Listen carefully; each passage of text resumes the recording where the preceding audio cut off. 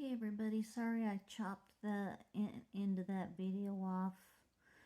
I was tired and having trouble talking. I've been really fatigued lately, but I only had one page left to go, 1.5, so I'm going to finish it now and then tack it to the end of this video. Hey everybody, this is Angel. You're watching ASMR Angel Reads. How are you liking my Snapchat thumbnails? I like the one with the cats I just did last time. Anyway, we are continuing with Daggerspell Chapter 5. We're on Chapter 5, Section 3. And what happened last time was that Lotta Lane, the elf working with dark magic, his dark master abandoned him because he saw Nevin, and his dark master's afraid of Nevin. So the rebels decided to turn tail and run home. So now Rodri and Cullen and the warband are chasing after them along with Jill, because Jill's probably got to be the one to kill the leader of the rebels.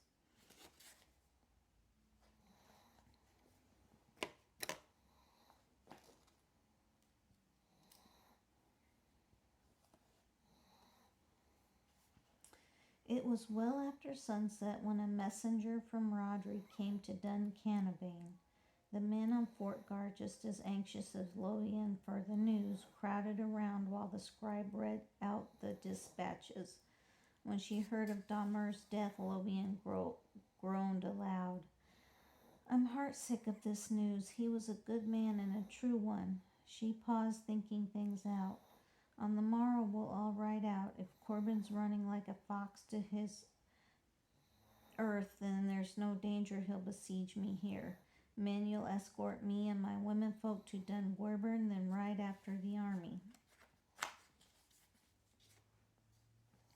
The fort guard cheered her. Danya turned her way with a quizzical lift of the eyebrow. "I want to be nearer the war," Lothian said. "If Corbin's allies have deserted him, then they'll all have to sue for separate peace. I want to be at Dunwerburn to receive them. What if Rice takes it into his mind to be the Dunwerburn in case they want to sue directly to him?" "He might at that. I'd forgotten about Rice. I can't, not for one wretched minute of one beastly day."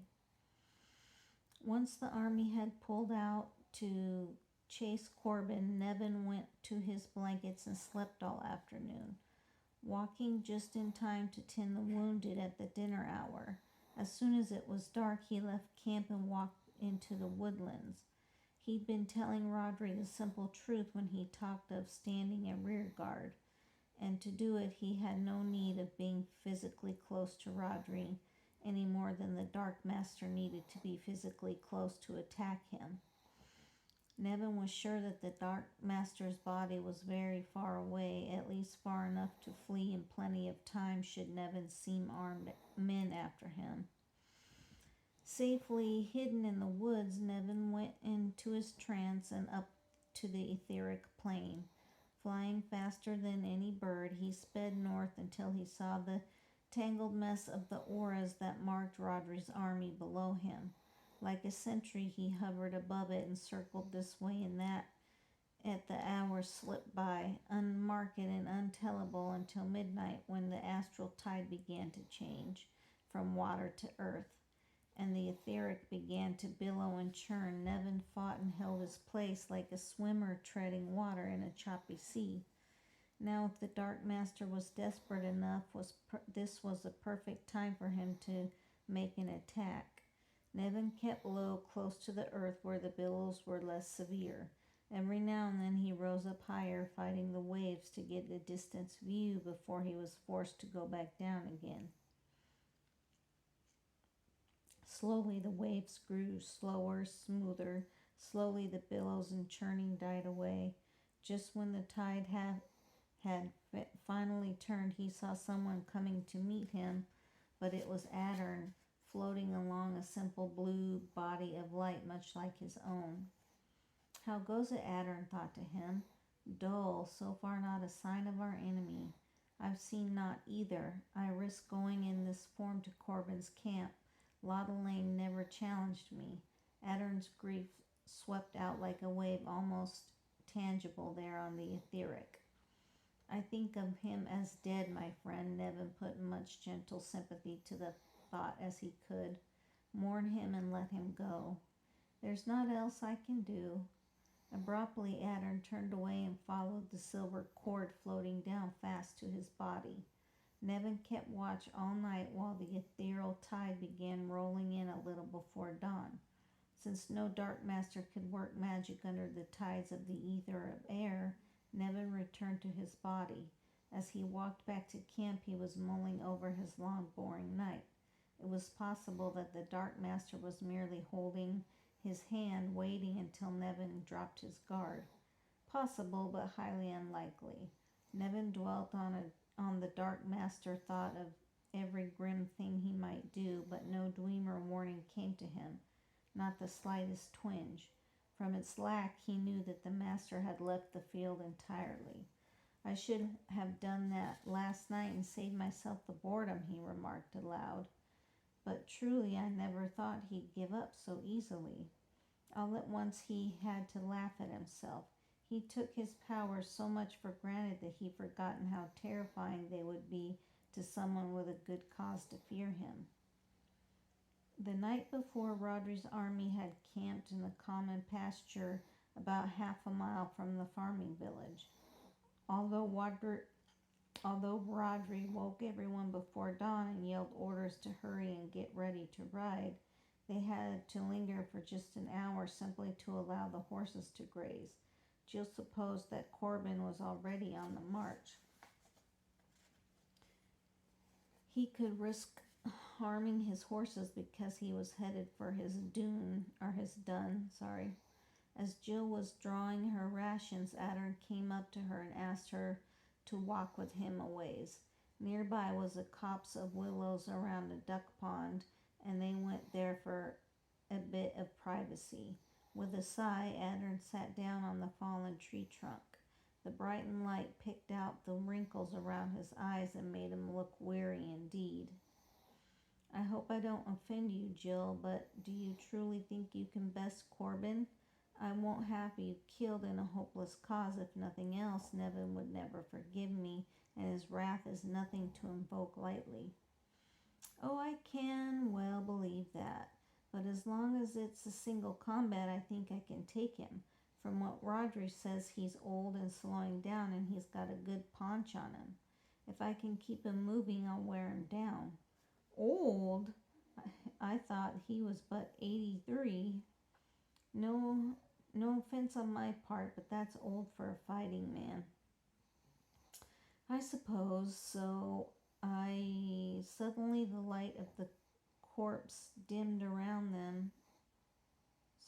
Suddenly the light in the copse dimmed around them. Addern jumped to his feet and swore as a mass of thick gray rain clouds swept down of the otherwise clear sky.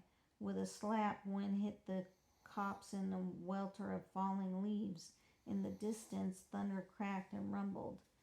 Is Lottelaine behind this? Jill asked. Who else? I'll deal with it. Run, child, the horses. Under the shadow of the clouds, scuttling in fast with the cold scent of rain, Jill raced back to camp and found it in confusion. Men swearing, captains and lords running, yelling orders, the horses dancing at their tether ropes. Just as Jill reached the herd, the first lightning struck a cracking blue bolt ominously near. Neighing and plunging, the horses pulled at their tethers. The lightning hammered down just again. Big drops of rain fell in a scatter. Jill grabbed the halter of the nearest horse and pulled it down just in time to keep it from breaking free. Swearing the rest of the army was among the herd doing the same. Rodri came running and grabbed the horse next to her. Get ready to run if they stampede. Save yourself and let them go. With a slap of the wind and rain poured down, drenching them, the horses danced and tossed their heads as the men pulled them down and talked endless nonsense to soothe them. But that was the end of the lightning, as if the god Tarn had snatched his weapon back from Lottelaine. In a few minutes more, the rain stopped with an eerie suddenness. When Jill looked up, she saw the clouds breaking up and the swirling of the troubled, gusty wind.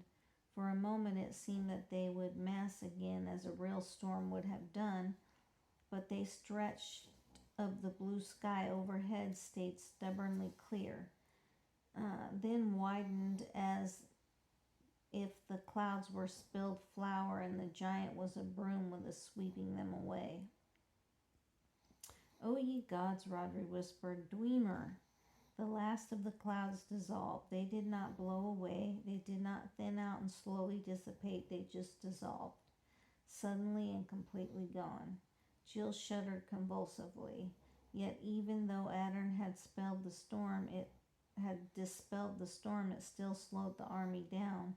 Sogging provisions had to be repacked, wet blankets wrung out, mail rubbed dry, nervous horses soothed. They set out a good hour later than they might have, an hour that meant 3 more miles between them and Corbin. "We're leaving the carts behind," Rodri snapped. "Jill, ride next to me. We're going all out to catch the bastard." When Jill rode into line, her heart was pounding in fear. For all that she'd bragged to Adern, wearing unfamiliar mail was going to slow her down, and speed was her greatest weapon in any fight. Her shoulders ached like fire from the weight, but when Rodri gave her one of his berserker grins, she smiled back at him with a little toss of her head. Cursive if she let him see she was afraid. The army went at a walk-trot pace, which meant they could do 5 miles an hour compared to Corbin's 3. As they rode, Jill looked up constantly, and after a few miles she saw a hawk circling above them. Her stomach clenched. When the hawk flew away, it headed straight north. They rode on past the farms and shut up tight against the doings of the warring lords, through the fields and woodlands. Jill decided that dying in battle would be easy compared to the clammy fear that clung to her. Yet in the end, Corbin escaped them. They came to a stubbled field where they saw provision carts, some 10 wounded horses and 14 wounded men dumped there by their lord to live or die with no help from him. Corbin had left everything behind that might slow him down, and he was making a run for Dunbrittlen. "Ah, horse shit and pile of it," Rodri snarled. "We'll never catch them now." For a long moment he sat slumped in the saddle, then looked up with a sigh. "Well, no help for it, huh? Let's go see what we can do for these poor bastards. The baggage train and the surgeons will catch up to us soon enough." As she dismounted, Jill was thinking she'd never met a lord as honorable as he. Together they walked over to the improvised camp where the wounded men lay shivering in wet blankets on the ground. Laudelane's storm had swept over them, too. One man stood leaning against the cart, his head wrapped in a bloody bandage and his right arm splinted. When he saw Rodri, 2 thin trails of tears ran down his face. "What's your name, lad?" Rodri said. "And how long have you been here?" "Lannick, my lord, and since last night. We all camped here last night, and then they left us." "And did your lord give you any choice in the matter?" "None, my lord, or well, none to the others. I said I'd stay with him as at least I can stand, and I've been trying to feed everybody." Lannick paused, looking at Rodri with eyes half drunk with pain. "It was the sorcerer, my lord. Lord Corbin never would have deserted us, but Laudelane made him. I saw it. He enscrolled him. Ah, ye gods, I'd rather be your prisoner than shut up with that stinking sorcerer." "Ye gods," Jill said. "I don't blame you a bit." At the sound of her voice, Lannick sobbed under his breath. "Alas, alas, with a sword!" Then he burst out weeping. The baggage train creaked up about an hour later, and Rodri set the 2 remaining surgeons to doing what they could for Corbin's men. But Adern joined in the council of war. The lords stood despondently in a circle and looked at the muddy ground. Well, that's torn it, Sligan said. Might as well ride on and invest in him anyway, eh? It's the honor of the thing. True enough, Roger said. Oh, by the hells, he's probably got messengers on their way to Rice right now begging him to intervene.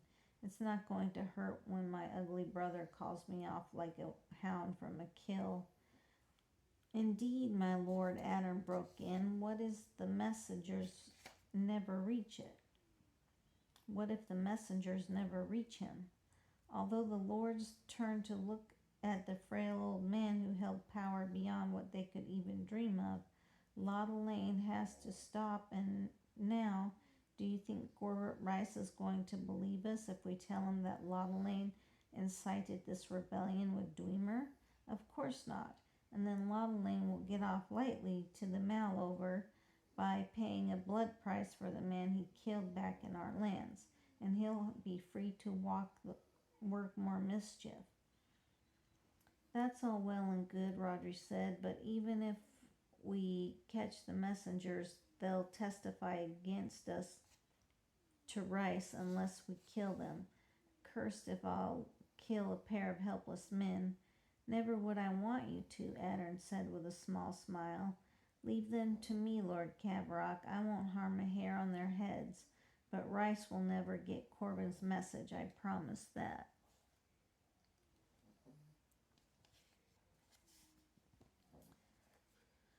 The line of carts carrying the wounded moved slowly and stopped often to let the men rest.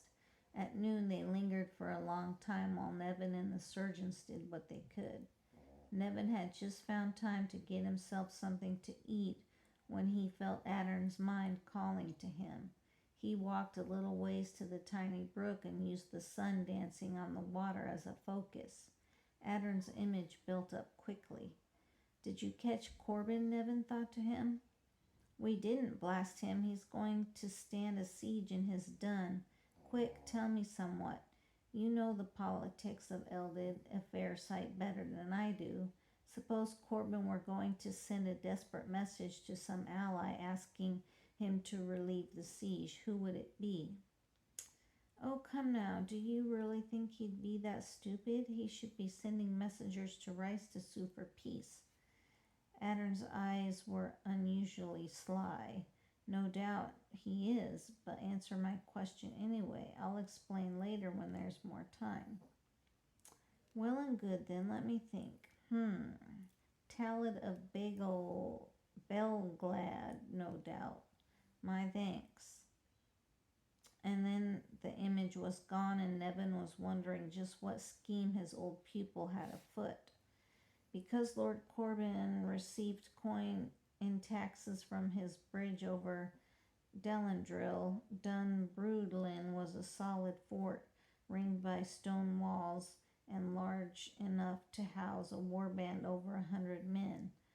Although Laudelin usually hated being penned up there, he was glad to reach it that night, and what was left of the army crawled in the gates. Laudelin turned his horse over to a servant and hurried up to his chambers to the top floor of the Brock. He threw back the shutters from the window in his bedchamber and leaned out into the clean evening air. He was so exhausted he was close to tears. It was all...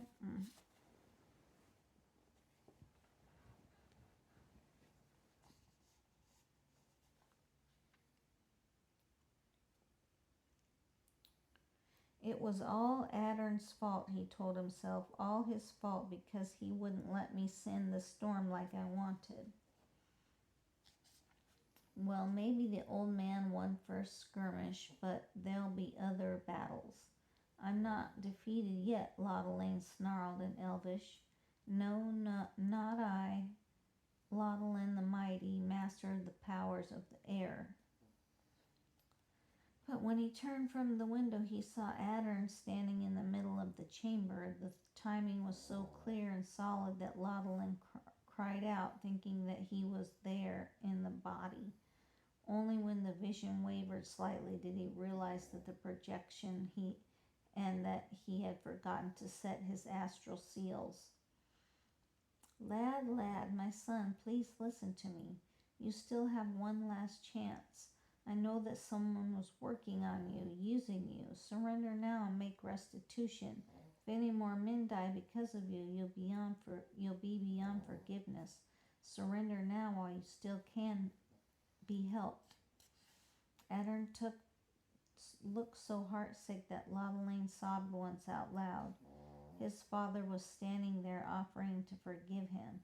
His father had known all along that he'd only just discovered that he'd been enscrolled, that he'd been weak and stupid enough to let himself be enscrolled by an enemy in disguise. Lad, Adern said, I beg of you. Shame, embarrassment, a kind of self-loathing, they rose, choking him, turning suddenly into dirty smoke that filled the room and obscured Adern's image. Lodeline wanted to cry out, to reach out a hand to his father, but the smoke was making him gag. All at once he was furious, trembling and screaming with rage. Get out, I don't need your help.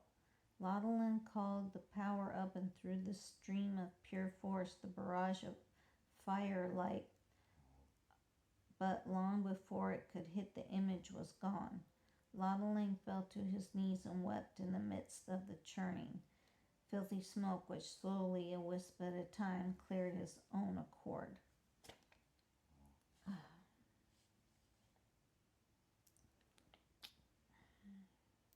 It was a long time before he could get himself under control. He rose and staggered to a small table where a pitcher of mead and a goblet stood ready. He poured himself a full goblet and drank it straight down. All at once he could no longer bear to be alone. Goblet still in hand, he ran out of the chamber and hurried down a spiral staircase. Lord Corbin's great hall was hot. Smoky confusion of men sitting at tables, standing on the curved wall, talking in low voices or merely drinking ale down as fast as servants could pour it. Lodeline took his usual place at Corbin's right. Across from him was Noack, his eyes dazed as he looked around him. Even though Lodeline had lost the others, he'd been able to keep his enscrollment on his lord. Corbin was eating a slice of roast pork, biting into it, then cutting off a bite with a greasy dagger. Can you come down, Counselor, Noack said. Your lord and I have just been discussing sending messages to the Gorbert to sue for peace. He'll grant my decent terms, Corbin said, his voice too loud with a false cheer. But we've got to get the men on their way tonight. I'll wager Rodri invests us tomorrow. Both men looked inexplicably at Lodeline. Of course, Lodeline snapped. You don't need the Dwemer to tell you the obvious. Both lords nodded sheepishly. Corbin fanged his pork and sawed off another mouthful bite. We need to know exactly where Rodri is, Noack said. I can't have messengers blundering right around them.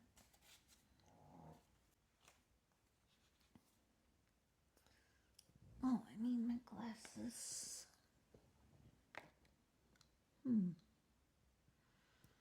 I don't know what I did with my glasses.